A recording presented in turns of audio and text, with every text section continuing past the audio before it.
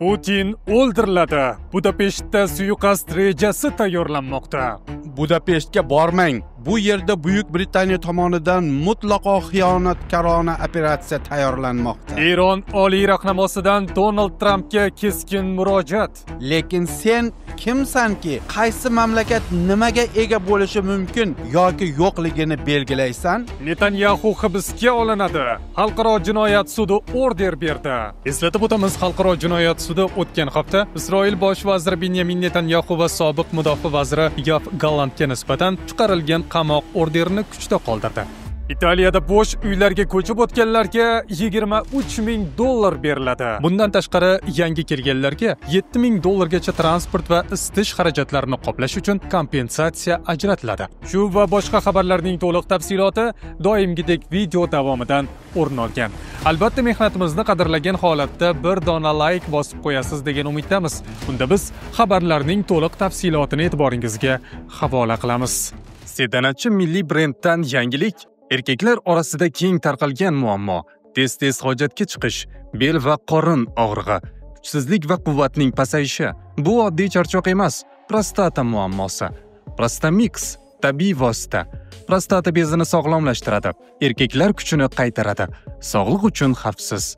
Telefon 55 513 99 99. Sedanachi erkaklik g'ururingizni asraydi. Hoziroq qo'ng'iroq qiling. Rossiya prezidenti Vladimir Putin Vengriyaga AQSh prezidenti Donald Tramp bilan muzokaralar o'tkazish uchun yo'l olmoqchi bo'lsa, unga qarshi britaniyaliklar tomonidan tayyorlanayotgan suiqasd rejasi mavjudligi haqida ogohlantirildi. Vengriyada dengizga chiqish imkoni yo'q va Rossiya Federatsiyasi bilan umumiy chegaraga ega emas. Shu sababli Putinning parvoz yo'nalishi do'stona bo'lmagan davlatlar yaqinidan o'tishiga to'g'ri keladi va bu parvoz katta ehtimol bilan xavfli bo'lishi mumkin. Rossiya tashqi razvedka xizmati polkovniki Andrey Bezrukov AQShda yashirincha oddiy oilaviy odam sifatida yashagan sobiq josus Rossiya yetakchisiga Budapeshtga bormang deya qat'iy maslahat berdi. U Tramp bilan kutilayotgan sammitni zudlik bilan Dubayga ko'chirishni talab qildi. Bunga sabab sifatida Britaniya tomonidan mutlaqo xoinona operatsiya rejalashtirilayotganini ko'rsatdi. Budapeshtga bormang. Bu yerda Buyuk Britaniya tomonidan mutlaqo xiyonatkorona operatsiya tayyorlanmoqda. Britaniyaliklar zarba berishga qaror qilib bo'lishgan. Ularning butun mentaliteti shundayki, agar Putin bo'lmasa, muammo yo'q. Putinsiz Rossiya parchalangan deb hisoblashadi. Budapeshtdagi xavfsizlik sharoiti jiddiy xavf ostida. Men bu uchrashuvdan juda xavotirdaman. Bezrukov hech qanday dalil keltirmagan bo'lsa-da, u o'z qarashini quyidagi misollar bilan oqladi. Vengriyada dengizga chiqish imkoni yo'q va Rossiya Federatsiyasi bilan umumiy chegaraga ega emas. Shu sababli Putinning parvoz yo'nalishi do'stona bo'lmagan davlatlar yaqinidan o'tishiga to'g'ri keladi. Ukraina ustidan parvoz qilish ehtimoli butunlay rad etildi, to'g'ridan-to'g'ri hujum xavfi sababli. Shuningdek, Boltiqbo'yi davlatlari va Germaniya hududlari orqali parvoz qilish ham xavfli sanaladi, chunki bu hududlarda noma'lum dronlarning faolligi kuzatilmoqda. Agar Putin fikridan qaytmasa, Eron, Turkiya, O'rta Kavkaz, O'rta Yer dengizi, Chernogoriya va Serbiya orqali yo'nalish nisbatan xavfsizroq ko'rinishi mumkinligini ta'kidlagan. Eslatib o'tamiz, 16 oktyabr kuni Putin va Tramp telefon orqali muloqot qilgan va unda navbatdagi uchrashuv Budapeshtda o'tkazilishiga kelishilgan. Donald Tramp sammit 2 hafta ichida bo'lib o'tishi kerakligini aytgan. Agar Putin Budapeshtga borsa, bu uning 2022-yilda Ukraina urushi boshlanganidan beri birinchi tashrifi bo'ladi. Eron oliy rahnamosi Oyatulloh Ali Xomanaiy dushanba kuni AQSh prezidenti Donald Trampning AQSh Eronning yadroviy inshootlarini yo'q qilgani haqidagi da'volarni masxara qilib, bu gaplarni xom xayol deb atadi hamda Trampning G'azo tinchlik tashabbusini bo'sh gaplar va sionistik maqtanchoqlik deb tanqid qildi.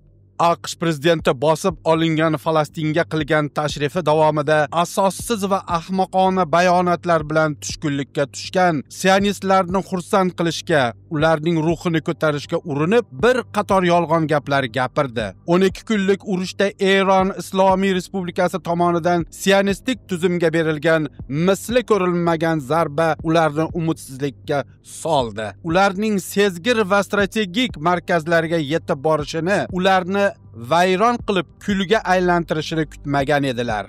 Xomanaiy Eronning raketa hujumlari haqida shunday dedi. Bu raketalar hech qayerdan sotib olinmagan, ijaraga olinmagan. Bu raketalarni qurolli kuchlarimiz va mudofaa sanoatimiz yaratdi, ishlatdi va hozir ham ular bizda bor. Kerak bo'lsa, yana foydalaniladi, deya ta'kidladi u. Xomenei AQSh G'azodagi jinoyatlarda Isroilning sherigi ekanini ta'kidlab, Trampning so'nggi g'ururlanuvchi va nojo'ya xatti-harakatlarini tanqid qilib, bu harakatlar sionistlar oldida o'z kuchini ko'rsatishga urinish deb baholadi.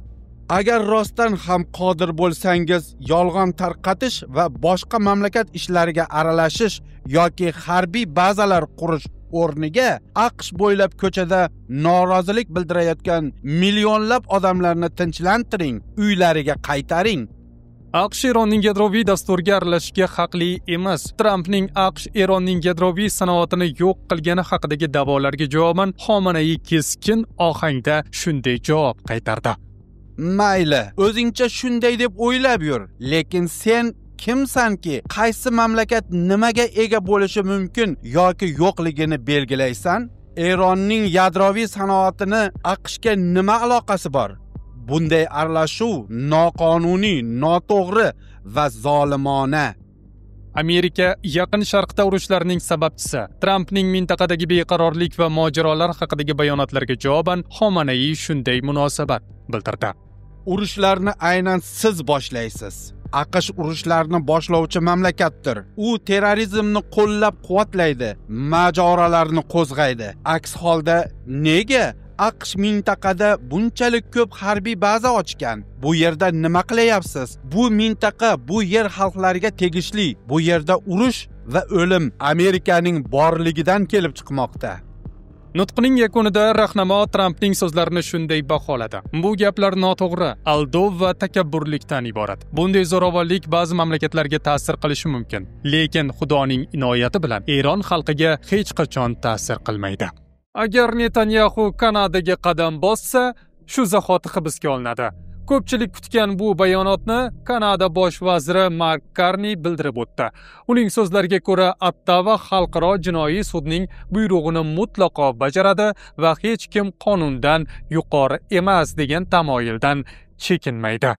Kanada hukumati agar Isroil bosh vaziri Benyamin Netanyahu mamlakat hududiga kirsa, xalqaro jinoyat sud chiqargan qamoqqa olish orderini bajaradi. Chunki Ottawa xalqaro qonunlarga muvofiq harakat qiladi.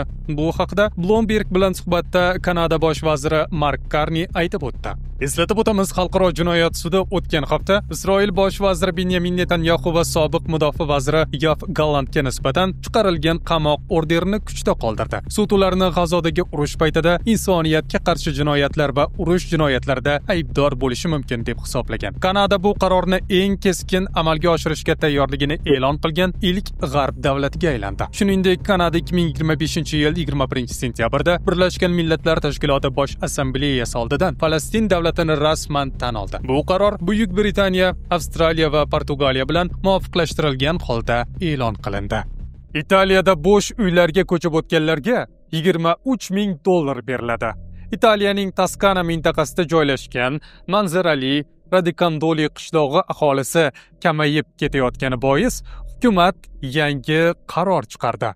Qayd etilishicha, Toskana tepaliklari zaytun bog'lari va uzumzorlar bilan o'ralgan Radicandoli bir paytlar 3000 ga yaqin aholiga ega bo'lgan. Bugun esa bu raqam 966 kishiga qisqarib ketgan. 450 ta uydan 100 tasi qarovsiz qolgan. Shu sababdan mahalliy hokimiyat 2023-yilda qishloqqa hayotni qaytarish maqsadida maxsus dasturni ishga tushirdi. Unga ko'ra, kim bu qishloqdagi tashlandiq uylardan birini sotib olib, u yerga ko'chib o'tsa, unga $23,000 miqdorida moliyaviy yordam beriladi. Bundan tashqari, yangi kelganlarga $7,000 gacha transport va isitish xarajatlarini qoplash uchun kompensatsiya ajratiladi. 2025-yildan boshlab dastur imkoniyatlari kengaytiriladi. Endi Radicandoli hokimiyati yangi aholiga birinchi 2 yil davomida ijara to'lovining yarmini to'lab beradi. Buning evaziga ular kamida 4 yil qishloqda yashashlari kerak bo'ladi. Agar ular uyni sotib olishni istasa, moliyaviy yordam ko'rsatiladi, biroq ular kamida 10 yil shu yerda yashash majburiyatini oladi. Qishloq markazidagi kichik kvartiralar uylar narxi 50 ming yevrodan boshlanadi. Chekka hududlardagi keng fermer uylari esa 100 ming yevrodan yuqori turadi. Ayrim uylar ta'mirtalab, ammo mahalliy subsidiyalar xarajatlarining bir qismini qoplash imkonini beradi. Kichik hajmga qaramay Radicandoli Toskanadagi eng ekologik toza joylardan biri sifatida tanilgan. Bu yerda geotermal energiyadan faol foydalaniladi. Elektr energiyasi sotishdan olingan daromad esa ijtimoiy loyihalarni moliyalashtirish uchun yo'naltiriladi. Biz Radicandoliga hayotni qaytarishni xohlaymiz,